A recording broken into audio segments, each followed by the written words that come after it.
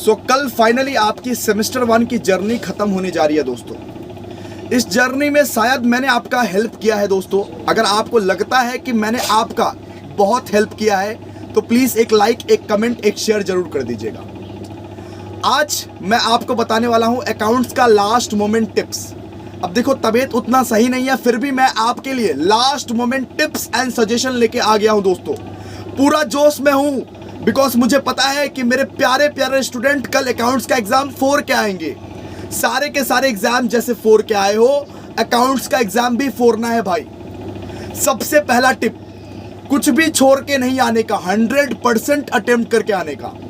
Accounts का paper ऐसा है ना कि आप जितना अटेम्प्ट करोगे उतना मार्क्स मिलेगा आपको। फाइनल अकाउंट्स को अगर आपको मान लीजिए फाइनल अकाउंट्स नहीं आता है, अगर आप उसका फॉर्मेट बना के आ गए, ट्रेडिंग पीएल के कुछ आइटम लिख के आ गए, फिर भी आपको 5-6 मिल जाएंगे। तो अगर आपको कोई सम नहीं आ रहा है फिर भी आप उसको अटेम्प्ट अगर करते हो तो स्टेप मार्किंग रहेंगे, स्टेप मार्किंग भर भर के मिलेंगे। आप गलत फहमी में हो कि स्टेप मार्किंग नहीं मिलते हैं कैलकाटा यूनिवर्सिटी में, स्टेप मार्किंग मिलेंगे दोस्तों। दूसरा टिप, फॉर्मेट जो है फॉर्मेट बढ़िया से करना, स्केल पेंसिल सब चीज का बहुत बढ़िया से यूज करना। अपने घर में से स्केल पेंसिल लेके जाना, कैलकुलेटर लेके जाना, इन सब चीजों का यूज करना अच्छे से।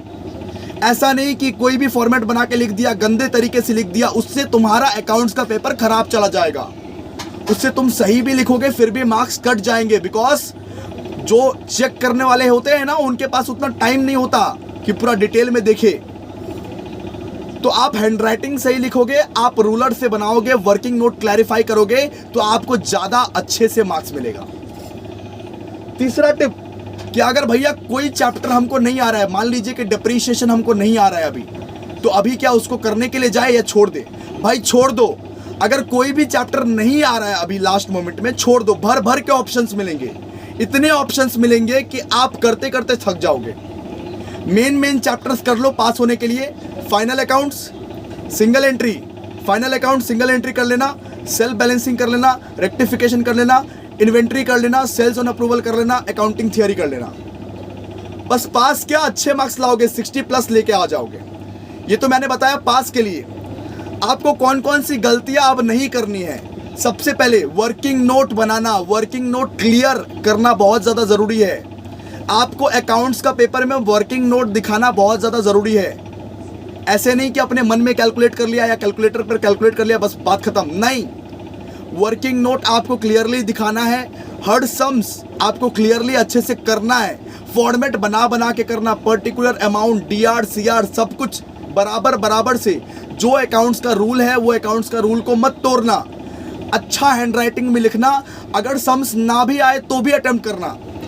अगर मैं बोलूं कि तुमको फाइनल अकाउंट्स नहीं आता है लेकिन तुमने फाइनल अकाउंट्स का trading PL balance sheet attempt कर दिया तो फिर भी तुमको 10 मार्क्स मिल जाएंगे, 15 में से 10 मार्क्स तक मिल सकते हैं तुमको। तो अगर मान लीजिए आपका बैलेंस शीट मैच नहीं कर रहा है तो घबराने का कोई बात नहीं है, आप नेक्स्ट सम में फॉरवर्ड हो जाना, ठीक है। और सबसे मेन इंपॉर्टेंट चीज, कुछ भी छोड़ के नहीं आना है। दूसरा टिप, थियरी जो है, थियरी पे ना कम फोकस करो। थियरी में ना मार्क्स ज्यादा नहीं मिलेंगे बाबू तुमको, प्रैक्टिकल में ज्यादा मार्क्स मिलेंगे। हर एक प्रैक्टिकल को अगर आप अटेम्प्ट करके आ जाते हो उसमें ही आपको स्टेप मार्किंग इतने भर भर के मिलेंगे कि क्या बताओ, पास तो हो ही जाओगे। अगर आप सिर्फ पास होने के बारे में सोच रहे हो तो मेरे सारे के सारे 1 शॉट देख लो अभी। अगर आपको दिक्कत हो रहा है कोई एक पर्टिकुलर चैप्टर में तो उसका रेगुलर लेक्चर भी अवेलेबल है यूट्यूब पे, देख लो अभी। कम से कम एग्जामिनेशन में जाके उसको अटेम्प्ट कर पाओगे। अगर अटेम्प्ट कर दिया तो स्टेप मार्किंग मिलेगा भाई, स्टेप मार्किंग मिल के रहेगा। अगर तुमने अटेम्प्ट कर दिया तो स्टेप मार्किंग भैया मिल के रहेगा। और कल आप लोग आइए, जैसे आप लोग को पता है कि बीकॉम का एक है फ्री बैच, एक है प्रो बैच। बीकॉम सेमेस्टर 2 हम लोग को जल्दी से जल्दी स्टार्ट करना पड़ेगा दोस्तों, बिकॉज जो गलती आपने सेमेस्टर 1 में करी है वो गलती सेमेस्टर 2 में करने का टाइम भी नहीं है, बिकॉज 3-4 महीने में आपका एग्जामिनेशन है। तो मैं तो बोलूंगा जल्दी से जल्दी इनरोल करवा लेना। हमारा ऑल सब्जेक्ट बीकॉम सेमेस्टर 2 का 991 में पूरा का पूरा सब्जेक्ट पढ़ाऊंगा, 6 महीना पढ़ाऊंगा। ई बुक जितना मेहनत मैंने अभी किया है ना, जितना मेहनत उससे डबल मेहनत करूंगा।